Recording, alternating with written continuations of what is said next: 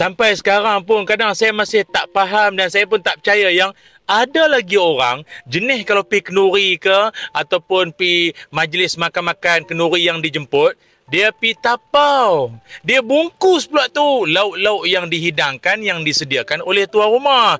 Diam-diam, senyap-senyap dia ambil plastik, dia ambil bekas, dia pergi cedok, ambil daging, ambil ayam, ambil, lepas tu bungkus, buat balik, makan di rumah. Dia kata, ini tuan rumah biar makanan lebih-lebih ni membazir. Baik kita tapau ya. Mana boleh?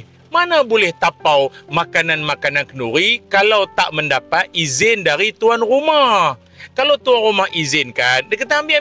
Ni plastik saya sediakan, bekas saya sediakan. Ambillah tuan-tuan, ambil banyak mana pun. Yang tu tak apa lah, boleh lah.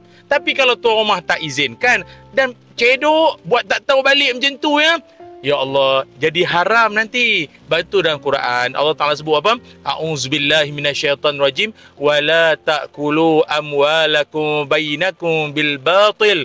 Janganlah kamu makan harta di antara kamu dengan jalan atau cara yang salah. Memang salah lah tak dapat izin tuan rumah. Janganlah buat macam tu ya.